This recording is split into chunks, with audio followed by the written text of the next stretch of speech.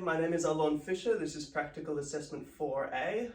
This is Sybil Fisher. She will be Claire Bowman for the practical. Do you give permission to be in this video? I do. Hi Claire, come and take a seat just over on the right over there. Thanks, Alon. How's your week been? Yeah, it's been okay.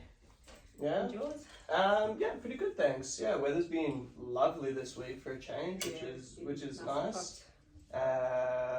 And yeah, I had a little bit more time for myself, which is good. Excellent. Okay, so last week you raised some concerns that we didn't get to talk about. It was at the end of the session, and you mentioned that you had concerns when because you were snapping at Justin when Ethan was having tantrums in the evening. And is this how's that been this past week? No, it hasn't been great. I was just so stressed and snappy all the time. Yeah. Okay, so is this something that you want to focus on? Yeah, definitely. I want to focus on just not stop. I'm gonna stop snapping at my husband. Yeah. Okay. Right. So what I'm going to suggest is that we do a behavioural change program. Yeah. Okay. And what this is that it's a technique that I like to use for situations that like this. Mm-hmm. For concerns like this, and it's to explore different behaviors, emotions, and sensations to understand the underlying issue, and then identify changes identify behaviors, problematic behaviors that you want to change, and then go into implement to change those behaviors, those unwanted behaviors. Is this something that you would like to? Yeah, definitely. Like to do? Okay, great. Cool. So the actual analysis is called an ABC analysis, right? Which stands for antecedent, which just means triggers, behaviors, and then consequences as well. Right. So would you be able to tell me give me a bit of a step-by-step example of how these how your snapping comes about, and just the events step by step that lead up to it? Okay, well, I find the days that I work, I come home very stressed, and Ethan has his tantrums all the time, and Justin steps in and tries to help me, and I'm just snapping back at him, and then he leaves me on my own, and I feel like I'm not a mother that's functioning, and I'm not doing the right job. Right. Okay. So, in terms of like a trigger, do you think that can you identify when you sort of snap at Justin the most? What is it? Is it days that you're working? Is it when something else is happening throughout the day, or is it just sort of sporadic, or just a bit random? I'm stressed from work. It's the days that I'm working. So it's the days that you're working. I feel like I'm just stressed constantly when I get home. Okay, so you're already at a quite highly elevated level to start off with too. All right, and how do you feel at the time, right? Then when it's happening, what's something trying to get to the emotions? How do you feel? I can just feel my heart racing. My palms are sweaty. I'm agitated. Right. Okay. So that's the physical sensation that you're feeling, right? Your palms are sweaty, your heart's pumping at a million miles a minute. But in terms of emotion, how do you feel when it's happening? Very stressed, and I just want to shout at him, and I'm horrible to him. Okay. He's trying to be helpful. Okay. Right. So when you work, right? Work seems like it's been stressful at the moment. Yeah. And you're sort of taking that stress and you're bringing it home. Yeah. And then when Ethan has a tantrum in the evening, you're just lashing out and snapping at Justin, and you feel, your heart races, your palms get clammy, you feel so stressed, and you just let it out at Justin. Is this correct? Absolutely, yeah. Okay. What's going through your mind at that time? I feel guilty. I feel like I'm not being a good mother because I'm just not handling the situation well, and I'm a horrible wife. I'm screaming at Justin for no reason when he's trying to be helpful. Right. And then he walks out the door and he leaves me with screaming baby, and it's not fun. No, I can imagine that's toddler. no, that's Yeah. not fun. Okay, okay. And how do you react in that situation? What happens when Justin comes in and he tries to help? What can you run me through what happens? So he comes and he tries to help, and then I shout at him because he's telling me what to do and I don't want to do, what he's telling me. Right. Okay. Yeah. Okay. So it's a bit of like he's just trying to help, and then you just start Lashing out at him. Yeah. Yeah. Because, as you said, you feel like you're like he's undermining what you I'm are doing Yeah. as a mother, and then Yeah. in return you also feel like you feel like a bad mother and you feel like a bad husband because A bad wife because I'm lashing out at him. Absolutely. Okay, so I I've feel got that right. completely inadequate. Right. Or, yeah. Okay. Yeah. Yeah. No, like he's trying to help me, but I'm just getting him away from me. I don't want him near me, which is not a good thing. Okay. So in terms of consequences, right? How do you feel about your reactions? And we're going to cover in the short term and in the long term. So how do you feel about snapping at Justin in the short term? What is it? How do you feel after it happens? I feel fine after it happens, and I'm in control. Well, I feel like I'm sort of in control, but then I feel awful afterwards because I shouldn't be shouting at him when he's trying to help, and it's not helping. I'm chasing my husband away because he doesn't want to be near me when I'm horrible and snapping. So it's not a good thing. I need to work on that. I feel it's pretty stressful. Yeah. I need to work on that. So what do you think the consequences are in the long term if you keep snapping at Justin? I'm going to just chase him away. Yeah. It's not a good situation. Yeah. And in the short term, how do you feel right away after snapping at him? Do you get a sense of relief? Do you feel upset at yourself? I do get a sense of relief, but then afterwards I feel bad. Yeah. So on one hand, in the short term, you sort of can I'm yell. I'm yelling at him, and he's leaving me out. And then afterwards, I think, oh, what have I just done? I feel bad. Yeah. So Right. Yeah. Right. Yeah. So on the one hand, in this situation, you yell and you get that stress release, out. Yeah. But which is a very unhealthy stress release. But it's still you feel relief from it. Yeah. But in the long term, it's not good because I'm literally chasing him away. pushing him away. Yeah. And then he might not be inclined to help in the future. Absolutely. Okay.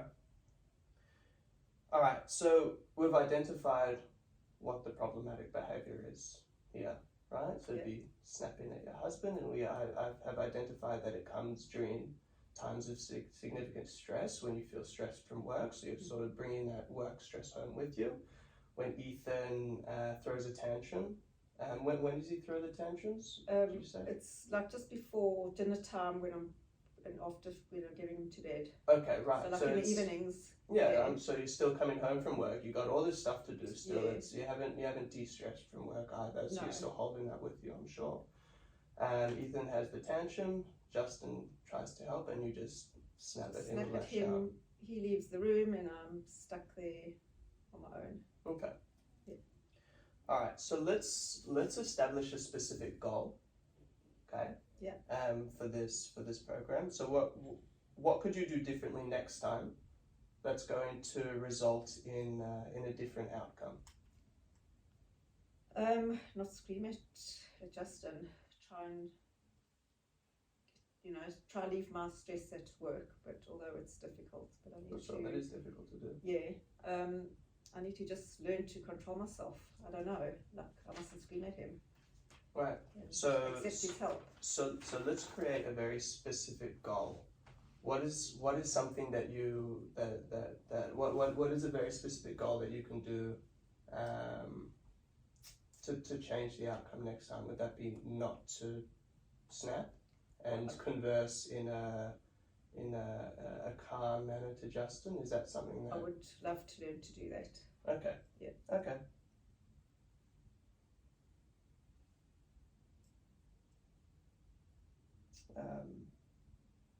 All right, so we'll aim to eliminate snapping at Justin, That will be great.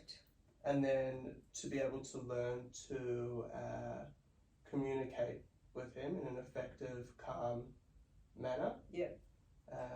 That doesn't push him away. Yes. Okay.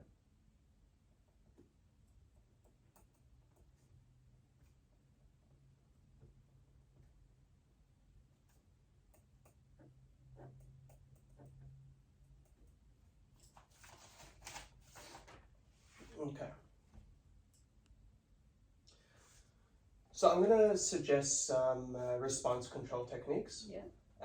And what this is that we're not aiming to change things that are necessarily out of our control, such as the Ethan's tantrums. We're not looking to control someone else's behavior. Yeah. We're looking to control our own behavior. Right. And aim to modify our own behavior directly. Okay. So it's our behavior that we want to change. It's the problematic behavior that we want to change. Yeah. Right, which would be snapping. Yeah. Okay.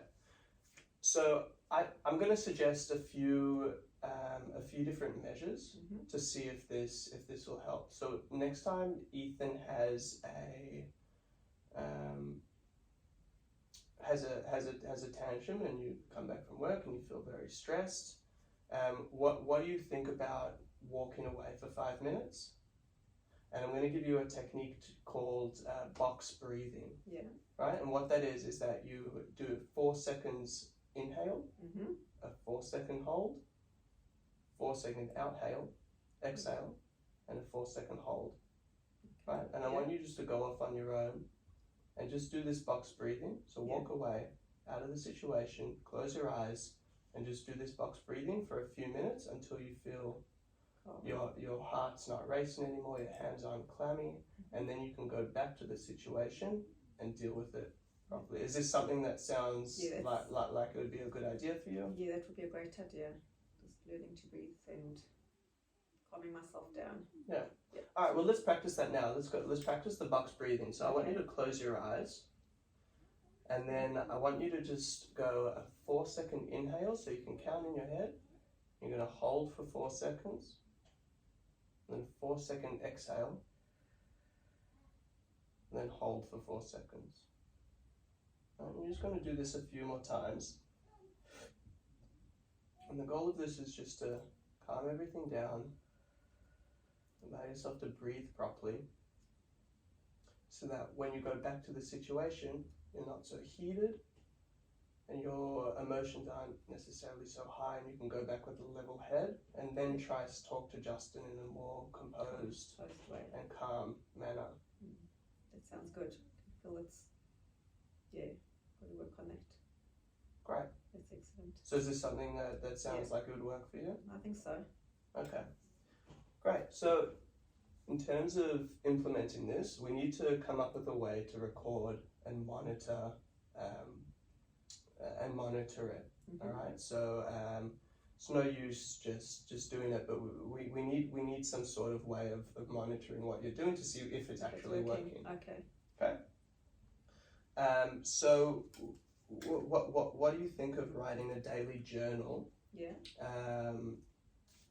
Where you record the incidents, you record the incidences of the problematic behaviour. So every time you snap at Justin, writing it down, just in a little daily journal. Just can be little dot points. Doesn't need to be anything too lengthy. And then we also record any time that the problematic behaviour so the snapping is avoided. Okay. Right. So let's just say you go away, you walk away, do your box breathing, come back, and you can deal with the situation in a much more calm way. Yeah. And you don't snap at Justin. We write that down too. So the good and the bad, I must write down. Yep. Yeah. Okay. Yeah. When you snap and when you And then when I avoid can't. snapping as well. Okay. Does that sound like it's a good idea for you? Yep, that is good. Okay. Okay, great, awesome. All right, so we're coming to the end of the session now. I just want to recap what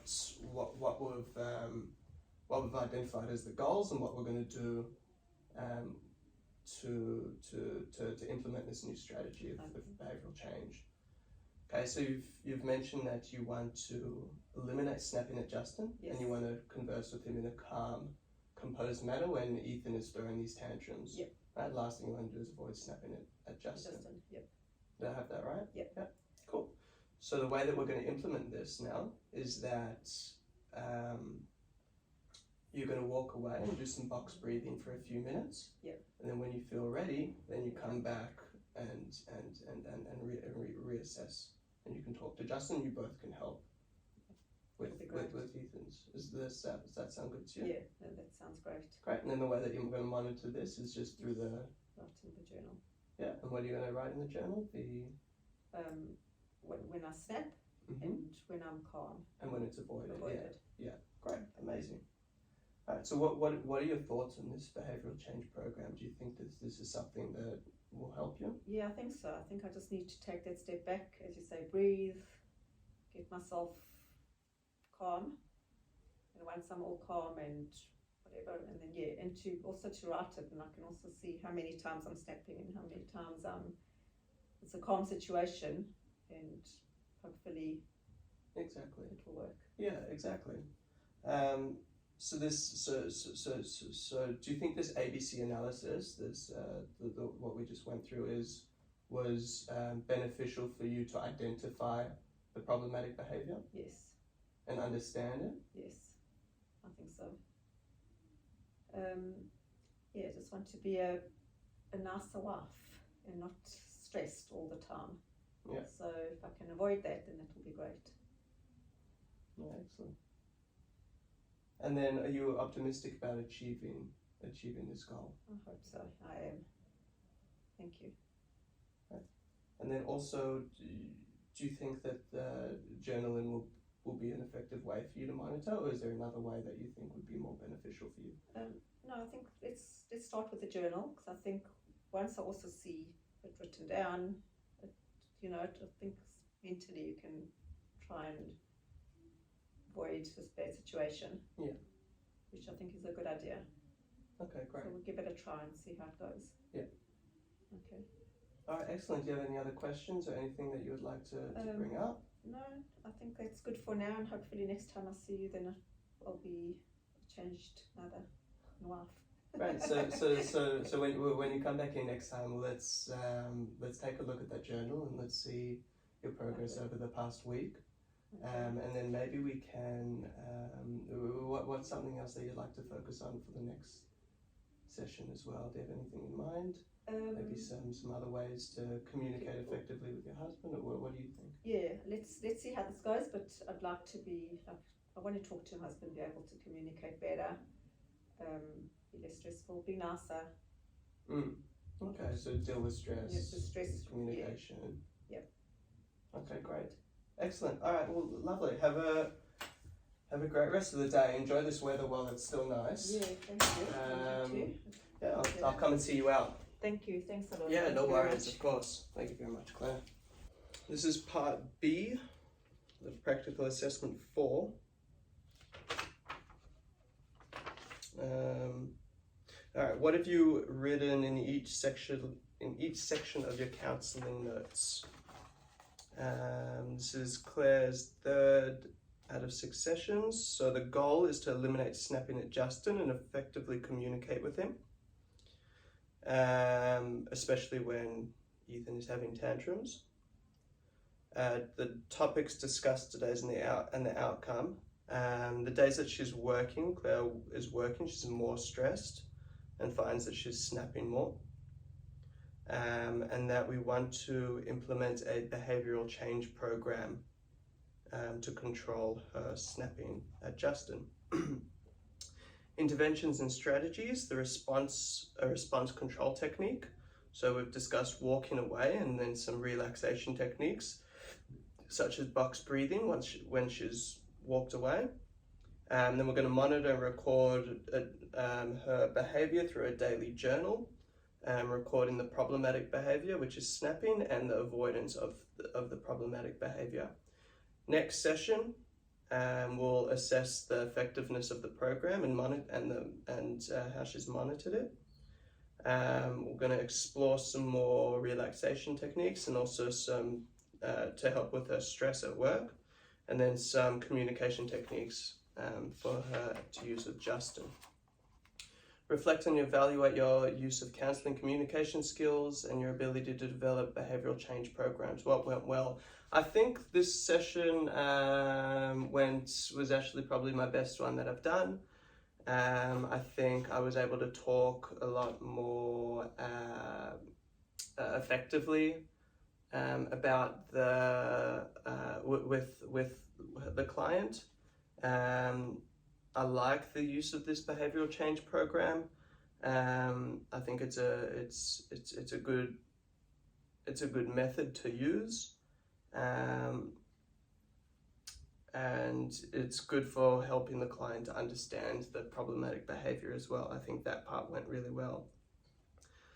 What didn't work well, I'm still trying to figure out writing notes, whether I do that as more like dot points or write a bit more sufficient notes and then go, or write as dot points, then go back in after the session to write a bit more in-depth notes, which I've been doing, but I think I just got to work on that a little bit more. What should I have done differently? Again, getting rid of some of the fluff and repetition of myself. What areas do I need to develop? Being a bit more specific. But I think this week, compared to the other ones that I've done, I gave a lot more time to sit in silence, which was good, which allowed the client to elaborate a little bit more. How will I develop this? Just practice as well. Practice writing and communicating at the same time and seeing where the balance is. And then analyze what you learned about Claire in light of the personality and development theories that you have learned about, and explain how you can integrate these theories into your future work with Claire. I think Bronfenbrenner's theory, bioecological theory, is really good for this, in a sense that it helps Claire to understand that things that happen in her mesocycles at work are very much related and can develop changes to things that happen in a family life, in a micro system, and that the two are very dependent on each other for change. So if you create change in one, such as stress in work, it's going to come back and affect, or it could come back and affect the family life, and vice versa as well. So understanding how, I think for future sessions, it's good to identify and understand for her that stress can have a impact on her family life. Stress from other areas of her life can have an impact on other areas of her life, such as her family life.